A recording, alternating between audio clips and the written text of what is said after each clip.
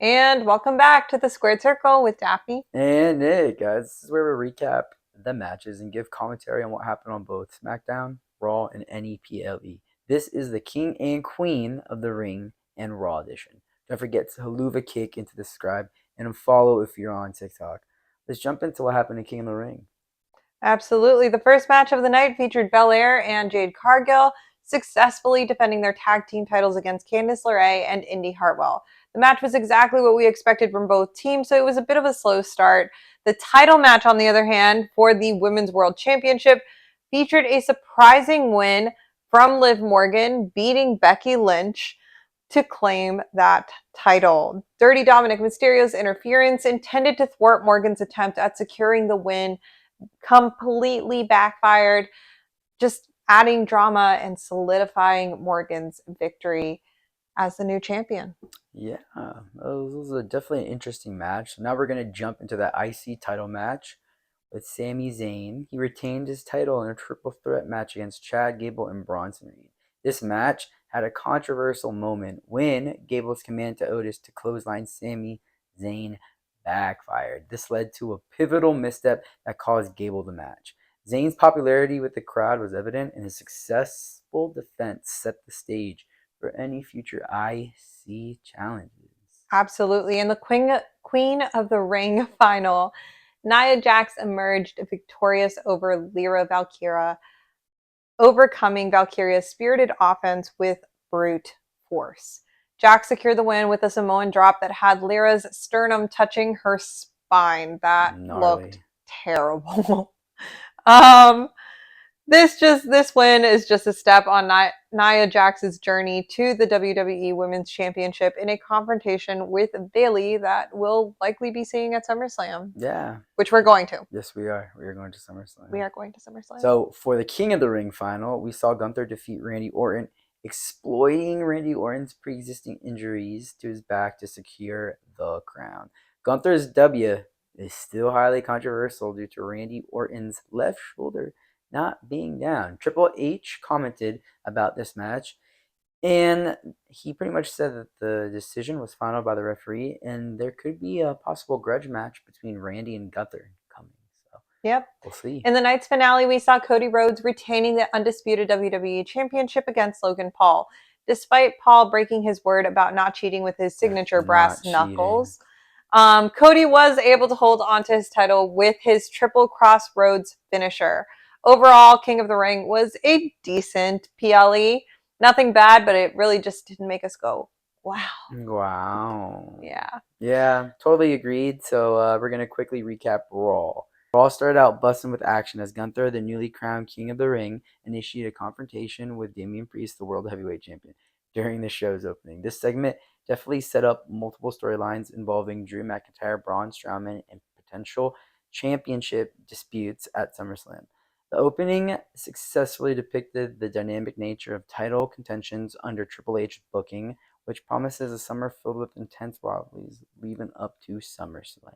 Absolutely. In the first match of the night, we saw Braun Strowman showcasing his hefty, meaty dominance by absolutely embarrassing JD McBobblehead.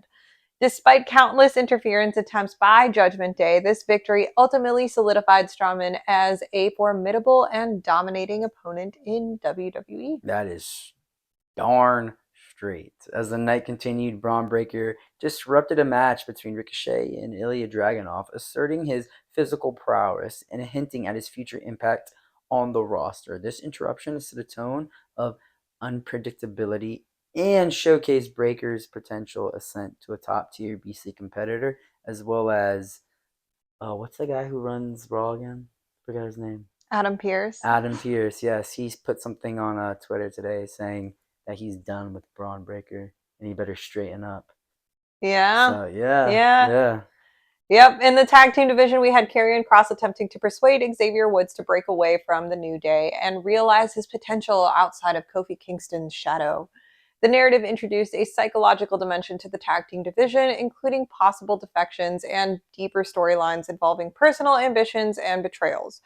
Right after the interaction, Karrion Kross's Authors of Pain took down the Creed brothers in a relatively quick match, kind of just nailing their point about being a dominating team, even though they don't have any titles. So. Yeah, happens. As for individual rivalries, Sheamus returned to confront Ludwig Kaiser, sparking a mid-card feud that promises to deliver. After security separated these two very heated men, we saw Lyra Valkyria take down Kairi Sane in a match that only served to further show the downfall of Damage Control and push Lyra as someone to look out for on the main roster. I definitely think that she's taking a Becky Lynch type of approach. I Mm-hmm. mean, seems like she was her mentor, so yeah. Next, we saw Carlito take on a Rey Mysterio hell-bent on revenge after Carlito's attack on Dragon Lee right before WrestleMania. We've had this fight coming ever since we found out that he was behind the attack, and it delivered. Carlito got a few good hits in, but ultimately the Hall of Famer took the win despite interference from Finn Balor. After the match ended, we saw Judgment Day come out and tussle with Rey and Dragon Lee, and Damian Priest came out to end it. Didn't look too happy about it though. Yeah, he never looks very happy, Damian Priest. Uh, So next up, we saw Otis lose to Big Bronson Reed due to Kurt Gable's coaching distraction before Otis' signature of the Worm. This loss ignited a sus passion in Kurt Gable to spank Otis in the ring in front of Alpha Academy and everyone else. Maxine stops him, and Sami Zayn comes out to defend Otis at this point. This leads to Gable attacking Sami, and ultimately Sami attacking Gable. Finally, on the ground, Gable and Otis leave with a shaken Tozawa. yeah, I'm just wondering how much more abuse Otis and the rest of the Alpha Academy can take from Kurt Gable. Yeah, I don't know. Yeah. The show concluded with a dramatic steel cage match in which Liv Morgan managed to retain her title against Becky Lynch despite chaotic interference from, again, you guessed it, Dirty Dom and Finn Balor. Also, yeah. The match not only emphasized the ongoing saga within the Judgment Day faction, but also potentially set the stage for Lynch's departure from WWE. That's true. And let's not forget about how Liv passionately kissed Dirty Dom after Raw went off air. Ooh, that's a love triangle coming. We're going to put a quick picture of it right here.